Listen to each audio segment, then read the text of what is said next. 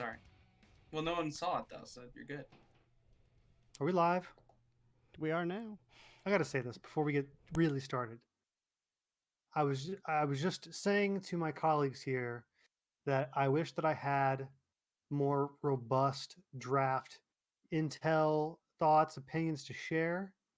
I don't. I know the top guys. I'm kind of repeating what I just said, but I really think the reason for that, because I love the draft. I'm a draft guy. It's like it is my Super Bowl, right? But maybe that's changing because my team now, they're not even they didn't even sniff the top 20 in the draft. So it makes a little bit of logical sense that, the guys, the guys of note that are really noteworthy, they're not going to be around when I'm picking. So it makes a little bit of natural, again, as a host, as a sports guy, as a dude that loves the NFL, loves the draft. I should know, I'm acknowledging that. But as a fan, I have let it slip a bit this year. But hey, there's always next year, right? Anyway, that's just a little preface to some of our draft talk today that we will be doing. Hello, everyone. Welcome to the show. This is Ruthless Obsession. I'm your host, Kevin. We've got Scotty and Andrew both in the chat today. We're holding out for Nick. We'll see what happens.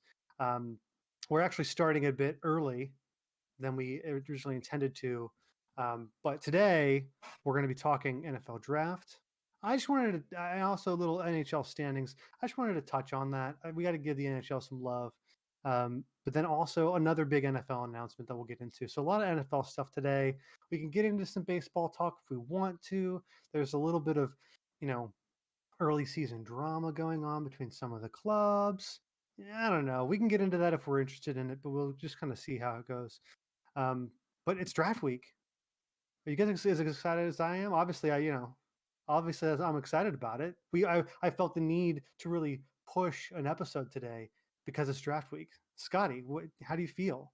Well, I think the tables have turned a little bit over the last 5 or 6 years, where this is like, very, very important. Like the future and foundation of your team's franchise rides upon their choices in the draft. But as a team gets successful, like the Bengals were back in the early to mid 2000 teens, hey, we're picking down in the 20th. It's, but now I'm nervous. I'm nervous because this is going to make or break our franchise. Last year, we had the number 1 overall pick. There was an obvious choice of Joe Burrow. There was no debating. It's honestly more competitive now at the quarterback position than it was last year. Last year, I mean, maybe there was Tua, but there was no pressure, no stress. We knew we're going to get our guy. We were going to get our Hall of Fame quarterback, and we did, and he's going to be a Hall of Fame quarterback. But this year's big time because we're picking number 5. The first 3 picks are probably going to be quarterback. Atlanta might do something. It could potentially be 4 quarterbacks taken. The Bengals are in the position to get the best not quarterback player in the entire draft, and that's a lot of pressure. So because of that, I'm very nervous. I'm not sure what the right move is. It's going to be an anxious Thursday night. I think that even last year, for teams that are drafting in the top, let's for example, the Jets this year, they're drafting in the top again. Every year, every draft is vitally important to the Jets franchise. But anybody drafting up top, and especially ones that need a quarterback, it's way stressful because there have been teams that have needed quarterbacks drafting that high that have not gone quarterback, but we have no way of knowing that. So I don't know, Scotty. Last year, it's a big deal. I mean, I've been there. In 2018, the Browns, everybody knew they were going to take a quarterback, but which quarterback? You're right. This time, you're not even thinking quarterback. But when you're one of those teams, if you're a Jets fan right now, you're scared because you probably have a preference. You're not getting Lawrence, but there's 4 guys that, depending on who you talk to, they're all right there. It's like shuffling an order. That's very anxious. So even though you're going quarterback, even though you might, even if you like 2 guys, you just don't know. It's a huge risk. I'd much rather be sitting. Actually, while you were talking, Scotty, I was listening, but I was also, my mind wandered just a tad to Andrew, because Andrew is a Packers fan. he's never had to worry about the draft. I mean, even when they drafted Aaron Rodgers, it was pick 26 or something like that. It was. I don't even know. And most of our friends, Scotty, in the Pittsburgh area, they don't care about the draft. I have never met a single Steelers fan that has ever cared. I'm in a group chat with about 10 Steelers fans, a Philly fan, and me. And draft night, they might make a comment like, good signing, cool, or something like that. But they're not going to care because they don't care about the draft. Andrew, as a Packers fan, how do you feel about the draft? Being a fan of a team that's always picking in the 20s or even higher. Well, so it's very interesting that you bring that up because I think that like the crazy part about that is I've been very fortunate as far as quarterbacks go. Like going from Brett Favre to Aaron Rodgers is really good. Yeah. So hashtag like analysis. so like not having to worry about the quarterback is pretty good, especially because in general I think that if you do have a high pick, going quarterback is not going to solve all your needs. Usually your team needs a lot more than just a quarterback. So I don't necessarily like that philosophy that a lot of teams have where they draft quarterbacks very high up. I think that typically there's a lot of other things that you could improve on. Specifically, line comes to mind. I think that if you, I think offensive tackles super need to always go high, like, because you got to have somebody to protect whoever you get. I think in general, though, the Packers this year, I would like to see them go wide receiver or cornerback. They really need cornerbacks. So, by the time they get to pick, I think they're like late 20s. So by the time they get to pick, a lot of the really good offensive tackles will probably be gone, which I think that would be another position to go for. So I would say, if they could grab somebody like Caleb Farley or Jace Horn would be pretty good. Those are both cornerbacks of Virginia Tech and South Carolina. Someone did some research. I did. And, I mean, because, it's not like they're going to be able to get Devonta Smith or Jamar Chase or anything like that. So by the time they get to pick, the receivers that would be there might be like Elijah Moore, or Rashad Bateman. So those would be some of the top guys that I, as a Packers fan, would like to get. But, that's picking very late in the draft. So I've got a question for each of you. If you attend draft day and you got selected, how do you greet Roger Goodell? Seriously. Probably just a handshake. I'm not hugging the guy. No, just a handshake. Too much. He's the corporate man, He's not. You just say, hey, thanks, give me my jersey. Yeah. He's the corporate man.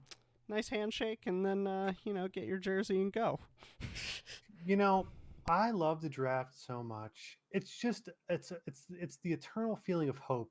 Anybody, if you're a fan of a good team, you can still get into it because it's a lot of college football players. My favorite part of the draft, I think, is when a player gets drafted and they show their highlights and they show those moments in the college football season, a lot of the time that just happened.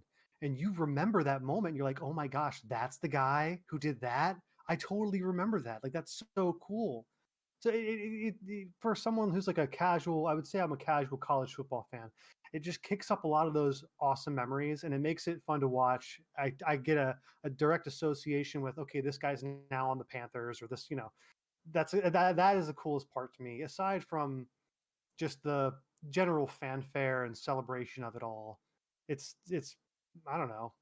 I'm kind of babbling now, but that's a cool part. I would say the opposite of that. The least part, the part that I'm looking forward to the least, and this is just the garbage that ESPN does, is you get the highlight, but then if the person's dad just died, you get the whole the whole deal, or if they got like some drug charge when they were 18 years old in high school. That has to, of course, get brought up. Like, they showcase the best of their athletic abilities on the field, but then they typically talk about like the worst baggage that they ever have in their life when it comes to these stories. And I think it's not necessary. Let the people let the guy who is one of the greatest days of his life. It's a big achievement getting drafted. You don't got to tell the whole country about their baggage too.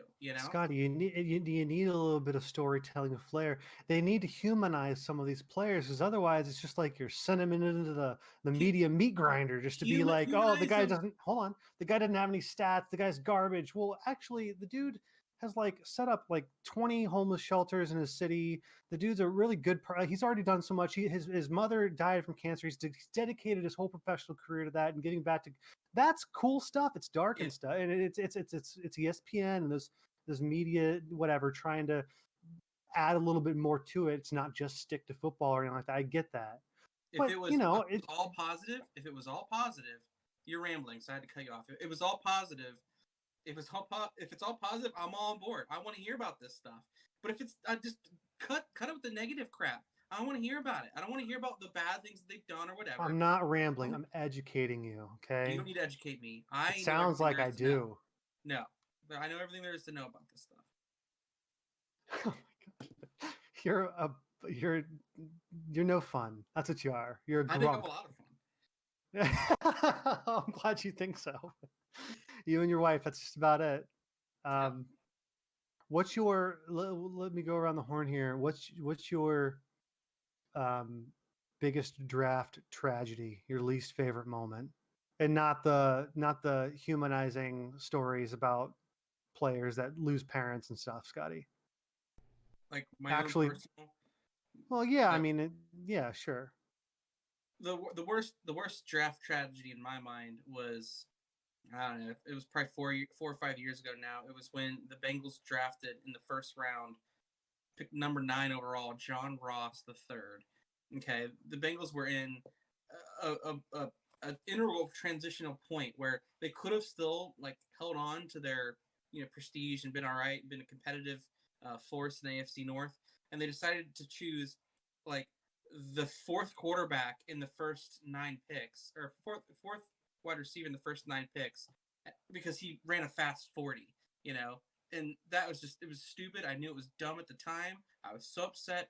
I don't even want to look back on the draft to see who we could have chosen in that place. I'm sure it was probably a lot of all-pro whatevers, but it was the worst moment of my life when it comes to the NFL draft. I should have known what I was asking for. I think I'm a bit confused about the question. Like, yeah, I know. What was the question? Like, is it the you just answered the question. Well, is it like the thing that I like the least about the draft? No. It was like, okay, everybody's team has had bad picks, bad draft moments, right? One that I actually thought was terrible. I had a rather notorious meltdown with the Baker Mayfield pick. I did not want him at the time. I thought it was terrible. Actually, I can't remember exactly who I wanted. I think I wanted Josh Allen. I might have wanted Sam Darnold, but I knew he was going to be a wash because his time at USC was terrible. But the Trent Richardson trade, the Browns traded up one spot to take a running back like number 3, Trent Richardson, and he wasn't with the team the next 2 years. So that's kind of what I was. I realized after I asked that this is basically just a Bengals, Browns, Packers podcast, which is not really what I wanted, but it's what we've got. Does that offend you, Scotty? Is it okay? I mean, is it okay for me to want to talk about more teams than just our own? Yeah, what are we catering to our LA market, our big fan base, and lost? Like this is us. This is who we like. This is if people are watching this, they care about us. Yeah, give me more about how the Bengals really need to address offensive line depth in the draft this year, Scotty. I want 20 minutes on that. Go. We could if you want to. I know we could. Oh gosh. Well, okay, so we're on the topic of football, and obviously, hey, I'm just trying to get us. I'm trying to get us somewhere, I think we're going somewhere. It's not a place we want to be, but we're somewhere. Okay, well, obviously, I'm a Packers fan, but for our visual viewers or whatever viewers, I'm wearing a Bengals jersey.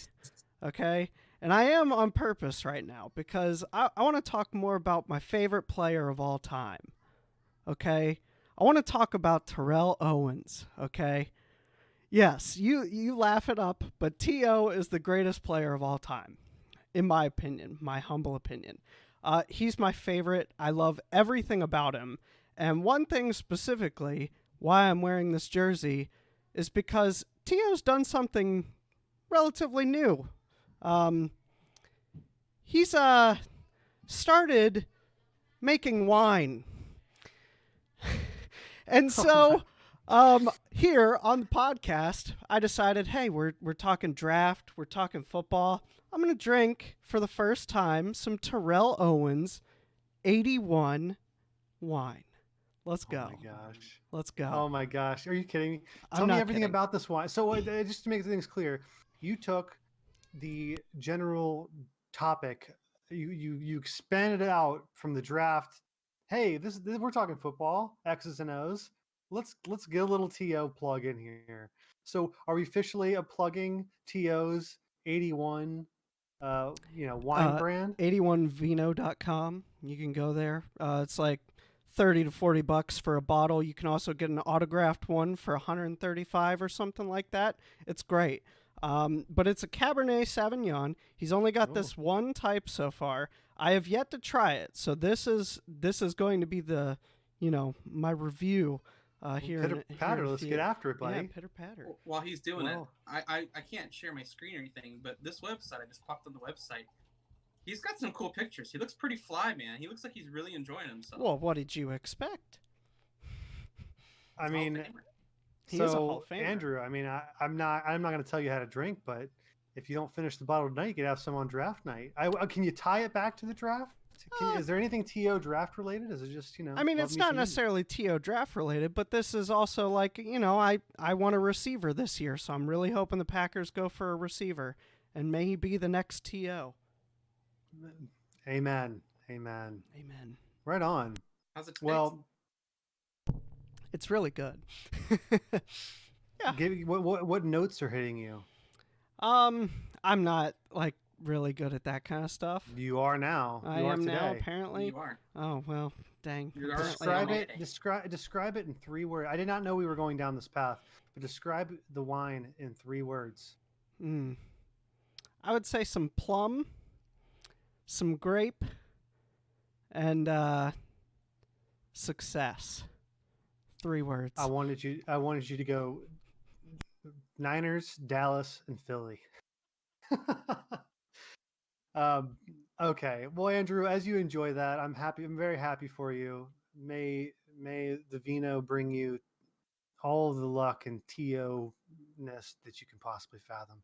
To wrap up the draft talk here. No. That was good. I'm glad this happened. This is good. This is what I would have expected. So maybe next week I'll be reviewing, Tebow's popcorn brand or something. Wouldn't that be great? Anyway, the draft. So does anybody have any one storyline that they're watching that they're excited for tomorrow night? Draft night number 1, the first round. Yeah. I'm really, and this is a thing every year, but this year I feel like we could see this more, but it's all about the trades. The trades tomorrow I think can be really fun and entertaining. I think there's going to be, there's definitely some depth in the quarterback position, and that's always the most sought after first round, position. So seeing who drops, who takes who, and then what trades happened for teams that just jump up out of nowhere. I'm really looking forward to seeing that. There's some teams farther down, and there's actually some hot news that could potentially impact this too. Teddy Bridgewater got traded to the Denver Broncos. Are you breaking news right now? I'm breaking news right now. Teddy Bridgewater. I did not know this. Teddy Bridgewater just got traded to the Denver Broncos for a 6th round pick.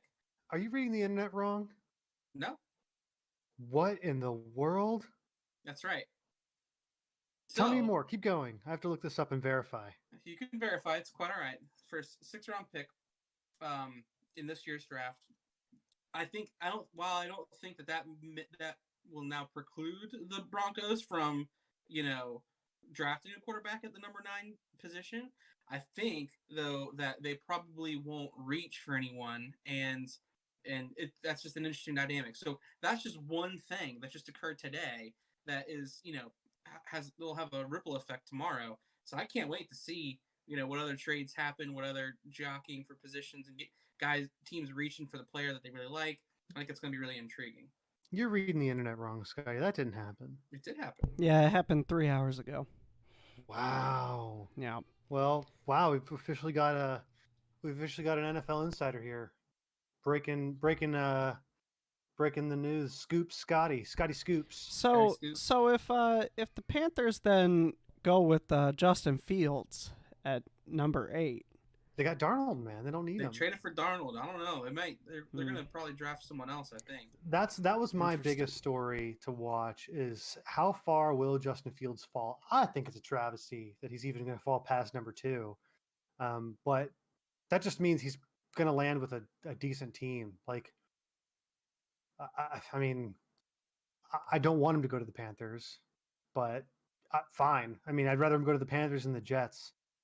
But I don't know. People are talking about him falling pretty far, like to the Patriots at number 14 or wherever the Patriots. 15? Yeah. But how good of a spot will that be for Fields if he lands on the Patriots with Belichick and he's got Cam Newton to mentor him? That is if that were to happen, yeah, it's a bummer that he didn't get drafted so high. But I can't think of a better position for him to be in as a player and his own growth and development than to be in the Patriots organization and learn from Cam, because he basically, based on his skill set, how he played at Ohio State, he is like a Cam Newton. Like he's athletic, he can run, he can throw the deep ball. Cam Newton in his prime, I should say, not Cam Newton. Yeah, now, thank you. You know what I mean. Yeah, I mean, one thing I'll say, boys, is that we're so close. The closer you get to the draft night, the more you gotta wade through the smoke. There's a lot of smoke and mirrors going on. I think that the 49ers have been all playing us all for a fool. I think that they knew that Fields is going to be there, and they're going to take Fields. And they're just free. The Jets are going to make a huge mistake, as always. You know what, though? Kyle Shanahan, he does this thing. He's like the new Belichick, where he keeps everything close to the vest. He makes sarcastic comments to the media. He didn't buy into any of that crap. What if they take a tackle and Jimmy G's just fine? Like, they're all good. I know it was a huge trade, but Andrew was just saying offensive line's important. We all know it is. Wouldn't that be something? They did trade a lot. I know they did trade a lot. But you know what? I also I was just like looking up Justin Fields news, and I see another article from about 7 hours ago talking about how the Patriots are reached out to the Falcons to trade up for the number 4. So, geez, Zooks, if they hop up to get Justin Fields, how crazy would that be? And here's something else. Oof. I really don't think that they would be going up there to get Kyle Pitts, yeah, a tight end, because they just signed Hunter Henry and Jonnu Smith. They got 2 really good tight ends. I mean, they're probably bringing back the 2 tight end set, like they ran a decade ago with Brady. But that would be quarterback territory for me. I don't know. Like, everybody always says, there are always so many quarterbacks at the top. It's like, for some reason, I just cannot see there being 4 quarterbacks taken in a row. I don't think that's ever happened before. I mean, that'd be ridiculous. I mean, I know that's the hype train, and everybody talks about it. The draft is basically about the quarterbacks, right? Nobody cares about the inside linebacker that's taken, 19th overall, Bud Dupree. But, it's like, I don't know. I just have a hard time believing all of that stuff until they actually make the trade. No. Let's wrap up the draft. Any last thoughts on the draft? Cool. All right. Real quick, this will be short, but I just wanted to touch on the NHL because we're getting very, very close to the playoffs. I think we're about a little less than 2 weeks out. I think they start on May 11th. At least I know that's when the Wild will play. The Wild and the Avalanche, both my team and Andrew's team, have already locked up a playoff berth. Actually still competing for the second spot in the division. I don't know. Over this spring, I've been really into hockey. I've been watching as many games as I possibly can. I'm enjoying it tremendously. I'm very, very excited for the playoffs to start. I mean, Drew, do you have any thoughts just generally on the NHL playoffs? We don't have to necessarily get into the whole structure of everything, but one thing that is cool is that down the line after you get out of the divisional round, we're going to see some pretty heavy hitting matchups that you probably wouldn't see in a normal course of the season, especially in the playoffs. So that's a pretty cool thing. Drew, do you have anything on the Lanch? Well, so the Avs only I think play like for the remainder of the season. I think they have the Knights tonight, and then they play San Jose a couple games, and I can't remember who they end with, but the Kings. They have, so I would say some like relatively easier matchups, which might give them the edge there, trying to go for that second spot. But I mean, at this rate, it looks like our teams might be playing each other. I know. And that's kind of cool. It'll be like a fun thing to watch probably at the same time, and I know we'll be texting if that does happen. So that's kind of Maybe. exciting. But Yeah. Cool, man. Scotty, your team still doesn't play yet, so Next year. maybe, perhaps. Okay, cool. The last thing I wanted to get into, Andrew, how's that wine? I can't believe you dude, busted it's out actually the TO really wine. good. It's really good. So, now that I've had a little bit more time, a few more sips, you can definitely taste like some dark chocolate in there. No. I'm not like messing with you. Like you actually can, and you actually can taste plum. And I was looking at the back, and it's like those are two of the things that you're supposed to taste in there. So I Matter of mean, fact, it's nailing it. now that you mention it, will you read? Is there any description on the? I like to think that he wrote this. So everybody just picture Tio saying these words here. Andrew, go for it. Well, so he has listed here 81 is dedicated to the fans of the game. Every athlete works hard and strives for greatness, which is only achieved by the support of you, the fan. That is a direct quote from T.O. himself right there, okay? But this bottle of wine, this rich and complex Cabernet Sauvignon, kicks off with a ripe black cherry and cinnamon stick aromas, leading to a palette of plum preserves, dark chocolate, and spicy toasted oak. Yeah. Wow. Yeah. But I pre-opened it because I'm actually so garbage at opening wine. I actually chipped the bottle opening this wine. So, That's okay. You really need bad. you need to let it breathe anyway. So that Yeah, was there really you go. smart of you. Actually, this makes me want to. We have one more topic, but I just want to ask Scotty if Joe Burrow was going to come out with a consumer product, what would you want it to be? Similar to Tio's wine. It's pretty easy. It's cigars. Oh, that's so good. Yeah. That's so good. I'd buy them. That'd be great. I'd buy him too. Seriously though, if you go to 81vino.com, you can see a whole bunch of pictures of T.O. in like he's got like these suits on, he's in his winery, different things like that. It's great. You should just seriously consider checking it out. Not Nice. sponsored, but delicious.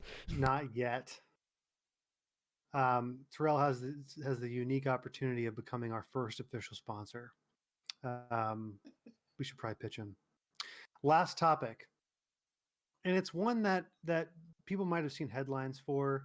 It's not the splashiest, but I think it might have more implications than we realize. But the NFL announced that players starting this season, I believe, players will be allowed to wear. Basically, they've opened up the number windows for different player positioning. So normally, running backs can only have numbers between 20 and 40 or something like that. At the same time, like linebackers, they restrict it. They've restricted it for a long time. I don't know the last time they changed things, but they've basically announced that I'll just run through the groups here. Quarterbacks are still 1 through 19. Running backs are now 1 through 49. I don't know what they were previously, but I know you couldn't have single digits. That's going to be the biggest factor. There are certain linebackers, defensive backs, and running back personnel that will now be able to do single digits versus just double digits. Running backs are 1 through 49 and 80 through 89. Wide receivers are the same. Tight ends are the same. So you could have a tight end that's number 2. Offensive linemen didn't change. Linebackers are 1 through 59, and defensive backs are 1 through 59. So those are the big changes. And on the surface, it might not seem like that's that big of a deal. I've certainly got opinions on it. My first couple, it all depends on where you're sitting from. If you're a fan, this is pretty cool. Well, yeah, I have a question, Andrew. Is that just more aligned with like what it is in college? Yes. I don't. Okay. Yeah. So college does the same exact thing. Chase Young, the defensive end in Ohio State, wore number 2. Now he's 99. I'd actually be interested to see if he goes back to that. But if I'm a fan, this is awesome. I mean, it's kind of shaking things up. You get to see things a little bit differently. Players from college can carry over the same numbers, where before, Zeke might have been, a 5 in college, and now he could be 5 again instead of going to like 15. I think he's 15. Doesn't matter. But Tom Brady got a little bit of attention because he said it was stupid, it was a dumb move, and a lot of people might not understand why. If I'm a player playing the game of football, the numbers are a part of it. It's not just the jersey and getting name recognition or popularity.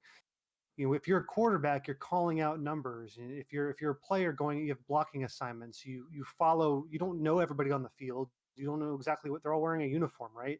You look at their numbers to know who to go after. All the tape you're studying. I mean, it's very much a part of the game.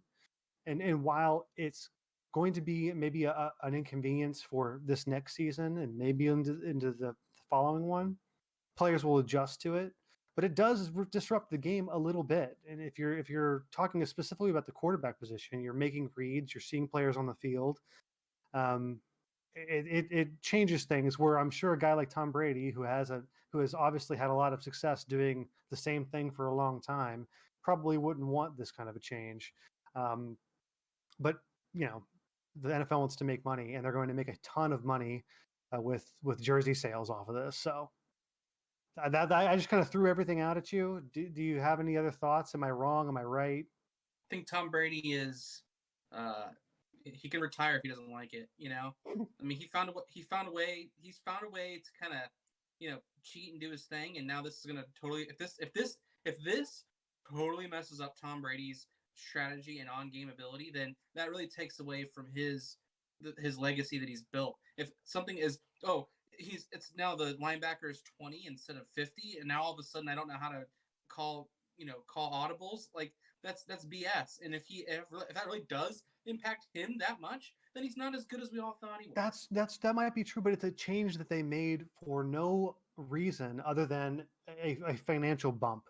The NFL wants to make money and sell jerseys. That's the only reason. It was not made to help any of the players, to help the game.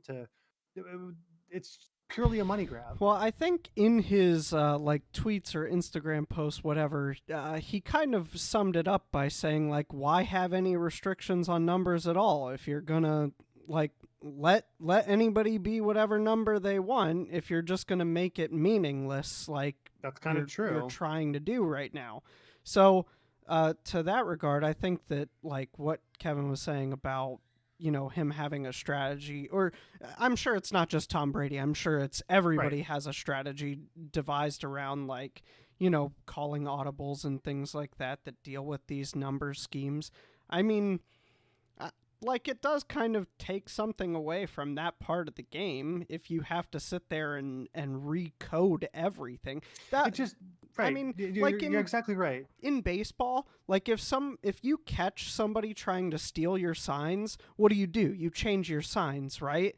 because you see that, like, hey, they're trying to steal our signs. I'm sure the same thing goes on in football, where it's like people try to pick up on what the quarterback's saying or what the linemen are saying, and they try and adjust their game plan like live, you know?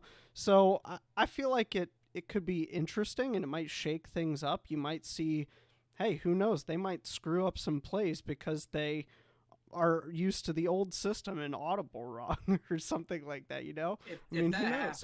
If that happens, then shame on everyone involved, because it's the same way in college. They're basically doing what you can do. It's not drastically negatively impacting the college football game, and it hasn't been forever. And they've had these wonky jersey numbers. You know, you play to the position. If someone's running 4.4 and they weigh 250 pounds and they're running at you, who the hell cares what number they are when they smash into you? You know what I mean? Like, it's the person, it's the body, it's the positions, it's the formations. I mean, yes, maybe there's a little aspect that the number of the jersey might help you make a snap decision a little bit more quickly. But if it really is that big of a deal that it has to be like this big thing that we're making it into be, then shame on the NFL players for getting so used to that. Okay, we're not trying to make it a big deal. The only reason I wanted to talk about it is that it does change the game a little bit. There are no players that are boycotting the season. There's no protests or anything happening. But you know, it's one of those things that from a fan, if I'm just like, oh, well, cool, this is awesome. I get to Jamar Chase. I don't know what his number is, but I get to have his jersey, and it applies to the same thing in the NFL. Like whatever, it's cool. But it doesn't make the players' lives any easier. If anything, it makes their job a little bit harder, and they don't need their job to be any harder. I mean, it's already hard to win football games. I'm with you.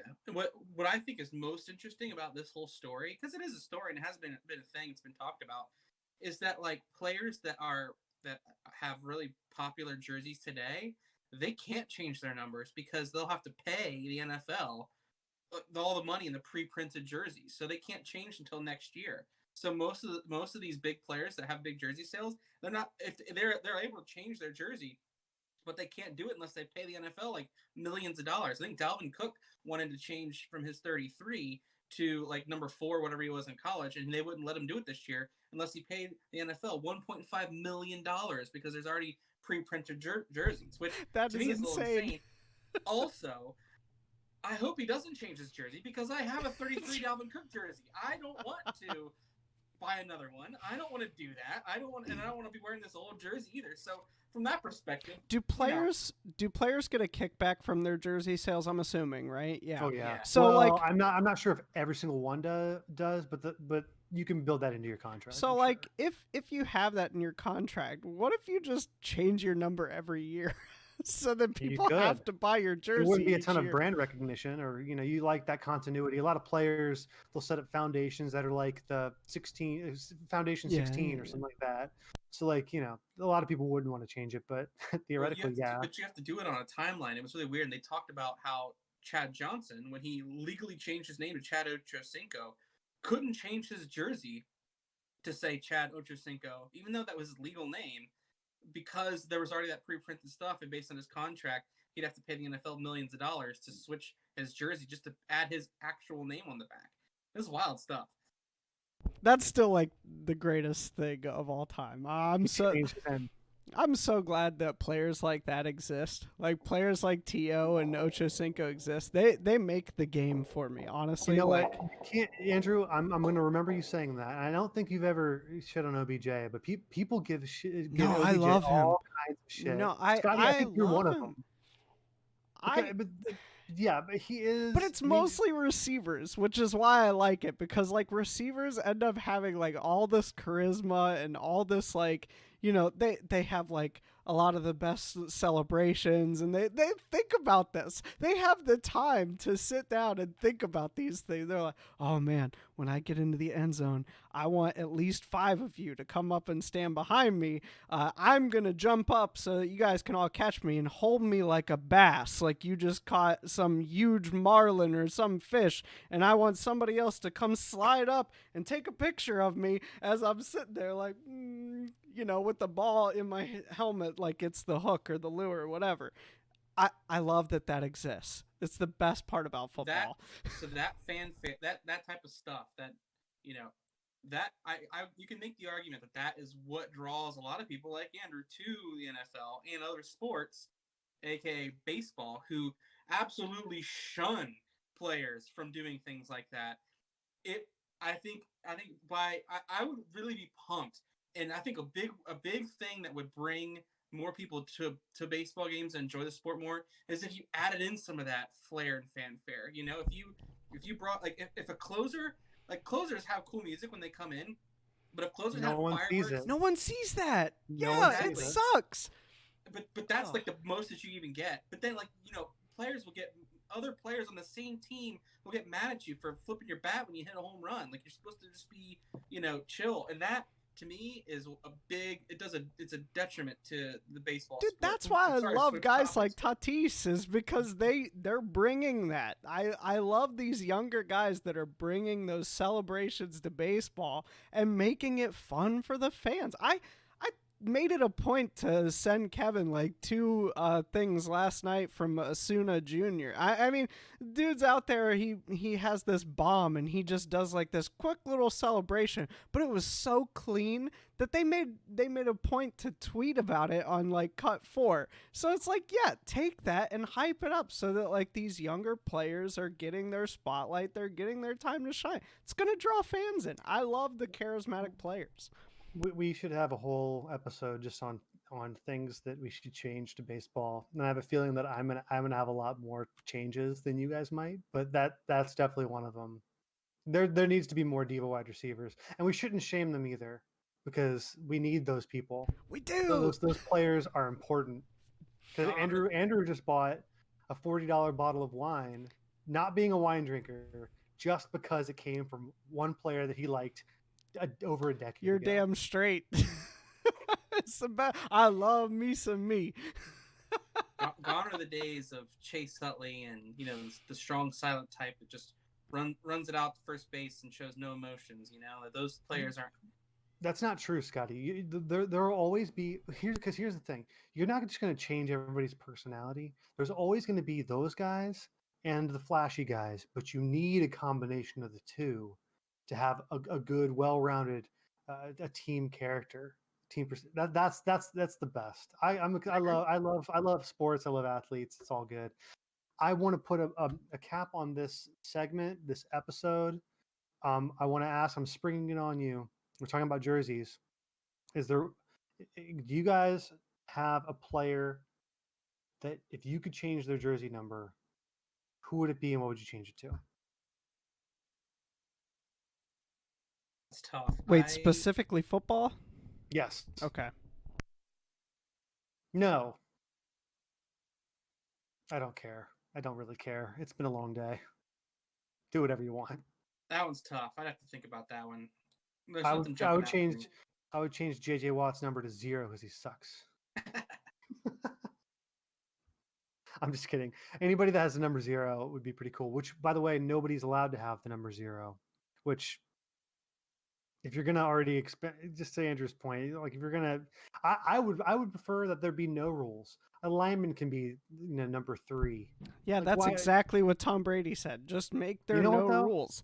Because it might be for the refs. It might be for the refs, so that they can know who's allowed to be downfield and that kind of thing. Well, they have to claim that ahead of time anyway. Like if there's a lineman that's lining up as an eligible receiver, they have to tell the ref, and the ref announces that, right? Like that's just a part of the game. So even if a lineman was wearing number 2 or whatever, they would have to say like, oh, the tackle is lining up as an eligible receiver. Like, meh. Okay. Whatever. Top 3. I will start. Scotty. Top 3 ballpark concessions. Oh. Wow.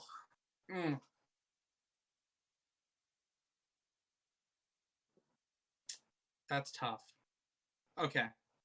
When you say ballpark, are you referring to baseball park or just stadium concessions? No follow-ups, thank you. All right. Beer. Please hurry. Beer. Chicken tender basket. Hot dogs. Well done. Next. Andrew, let's go. That top three threw me off on what my top three idea was. Okay, Andrew, top three books. Oh my gosh. Books? You don't have to answer that. I But mean, go ahead. well, okay, there's Books, no no follow-ups. follow-up. Okay, crap. That was garbage, man. Yeah, you don't Well, write this stuff down? No. I mean, I used to like reading the Harry Potter books, so I'm gonna say Harry Potter and the Sorcerer's Stone is up there. Have you not read any books since like 2003? I honestly haven't read that many books. And I'm trying to even remember like the books that I read when I was a kid or anything like that. Now all I read is like children's books. So I'm gonna say like If You Give a Mouse a Cookie and The Hungry Caterpillar. Very Classic. underrated, but that one's like Classic. amazing. Classic. Kevin, top 3 Shakira songs. Oh, well, I mean, my gosh, where do you even start? Hips Don't Lie. She-Wolf. I don't know, the World Cup song, the Waka Waka, whatever that song was, it wasn't the best song, and I thought it was a little strange to be like in Africa, but Shakira's from Colombia. But it's kind of catchy. That one best hits song. hard. I mean, she's got so many bangers. I mean, she's got the one with J-Lo. She's got the one with Beyonce. She's got a lot of good songs. But there's actually one called Suerte. Actually, it's in Spanish. That's a good song, man. That's a good Suerte one. is That's really number good. 1. Yeah, forget Waka Waka. Hey, hey, give me some Suerte. Yeah, Shakira. Thank you, Andrew. That was great. You know what? That kind of inspired me. I think I'm going to theme my draft night tomorrow night. It'll be pregame with some Shakira. That sounds great. All right. I think that's the show, guys. Enjoy the draft tomorrow. I wish all of your teams, except for Scotty's, good fortune. I'm sure the Bengals will screw it up. Can't wait for you to take like the third, have all the wide receivers available and take the third best one when you should have taken an offensive lineman. But at least you're not the Jets. I'll be asleep by the time your team picks. Fair enough. It's only going to be like 8:00 here. So, all right. Good luck, everyone. Au revoir. All right. So if you've listened this far, you must, for some reason, like what you've heard. So given that, please remember to like and subscribe to our YouTube channel. Make sure to follow us on Twitter @ObsessionCast for all future episode updates and whatever else we might post, sports related or otherwise. Thanks for watching.